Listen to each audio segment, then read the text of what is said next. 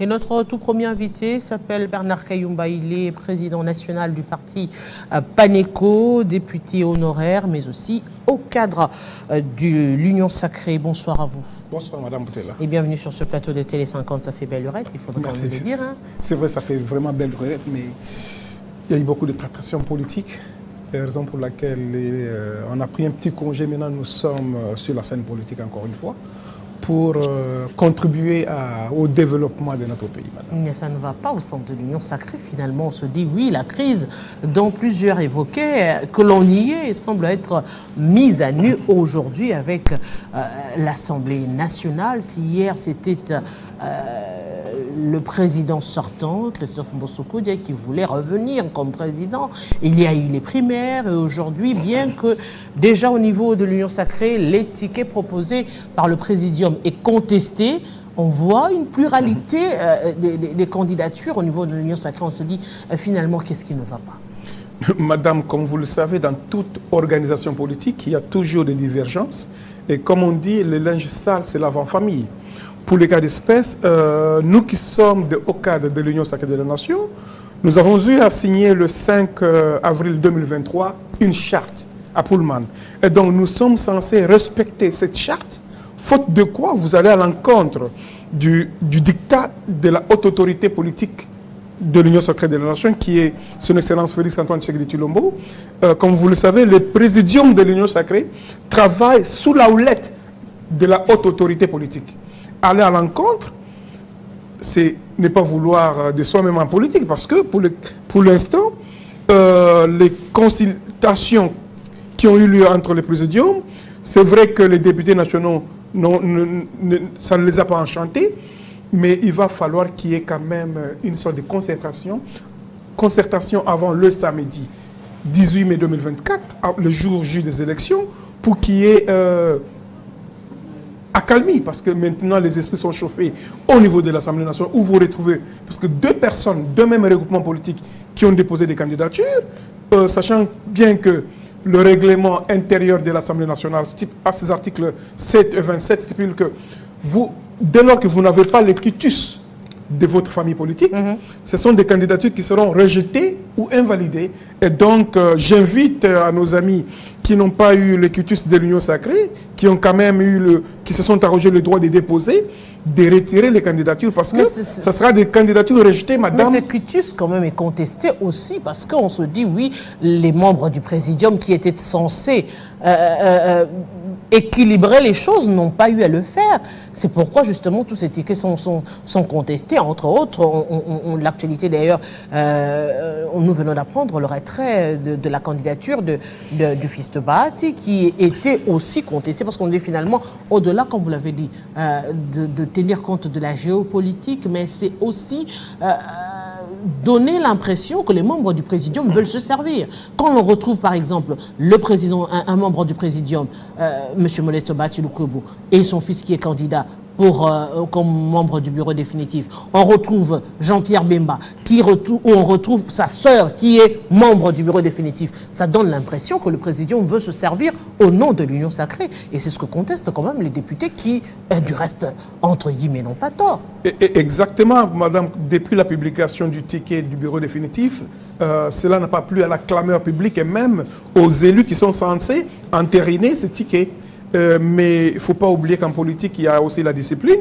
Dès lors que vous adhérez à un mouvement, à une organisation politique qui est l'Union Sacrée de la Nation, il faut aussi respecter ceux-là qui sont élevés en dignité. Et pour le cas d'espèce, nous avons 6 personnes qui sont au présidium.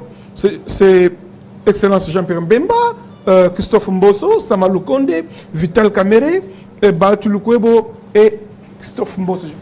Ils sont 6. Et donc, je pense que j'ai même entendre qu'il y a un député qui voudrait initier une pétition contre le membre du présidium. À ce stade, ce n'est pas normal. C'est une mauvaise pratique, une mauvaise décision, parce que ça va fragiliser l'Union Sacrée de la Nation. Pourquoi vous ne vous êtes pas servi des leçons du passé? C'est-à-dire, la majeure partie des membres de l'Union Sacrée viennent du FCC.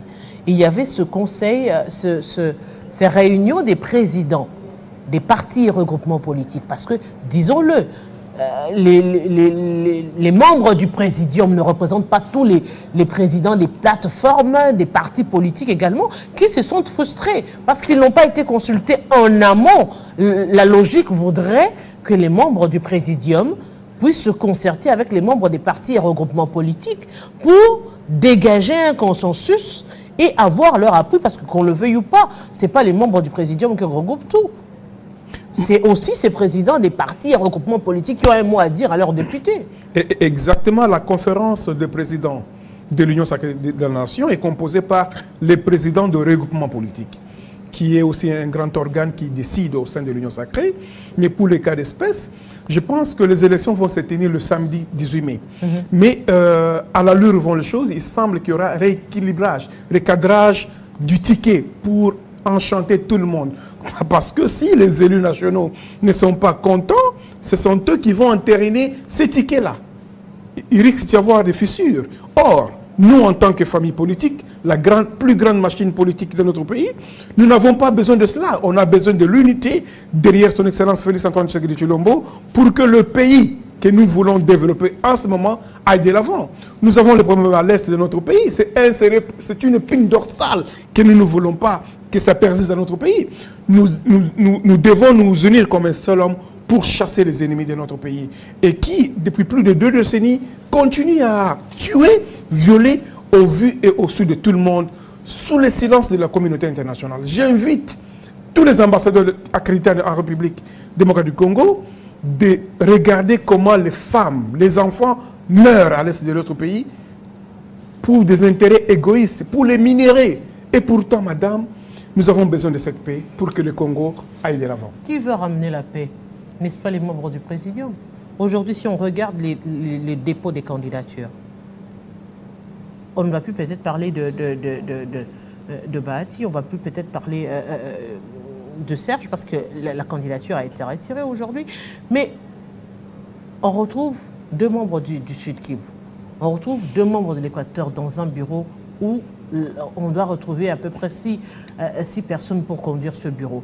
On se pose la question, mettre aujourd'hui Mbosso, qui a été président de l'Assemblée nationale, le reconduire comme 2e vice-président, avec quel poids politique?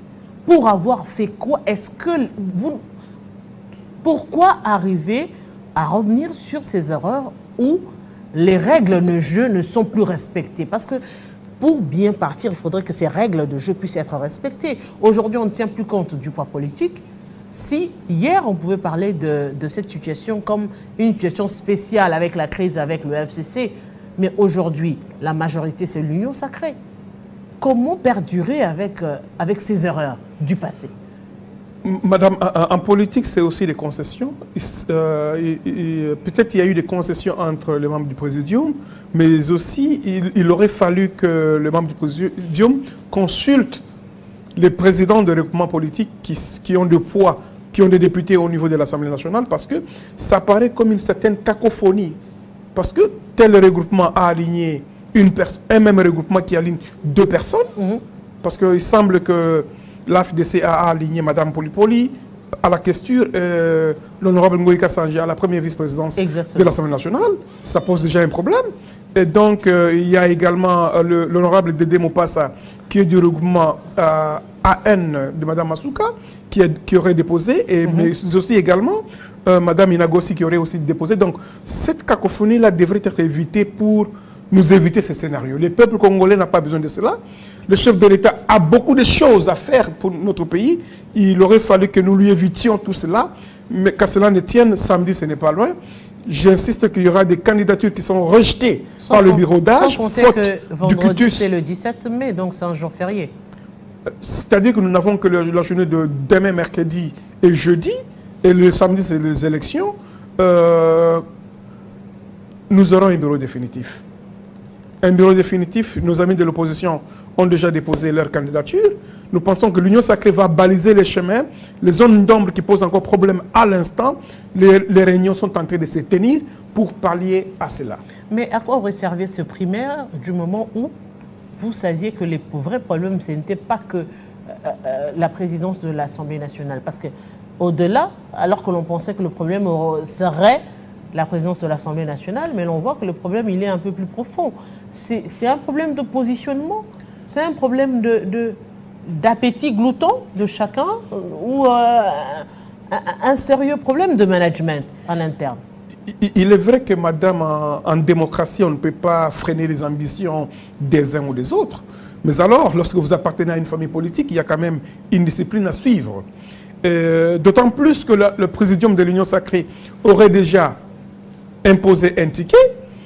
Il aurait fallu que les uns qui se sont prononcés comme candidats au bureau définitif aillent directement voir les présidiums au lieu d'aller vite déposer les candidatures, parce que j'insiste que ce sera des candidatures qui seront rejetées, parce que le règlement intérieur de l'Assemblée nationale insiste là-dessus, que lorsque vous n'avez pas le quitus de votre famille politique, vous ne pouvez pas alors déposer. Et comme ça a été déposé, ceux-là se seront vus être rejetés. Ça, c'est selon les textes, mais selon la politique, puisque la politique est dynamique. La politique est consensuelle. Lorsque vous vous rendez compte que vos choix, les choix du présidium ne rencontrent pas l'assentiment des électeurs, qui se sont d'ailleurs exprimés pour dire que non, ces candidatures-là, nous n'en voulons pas.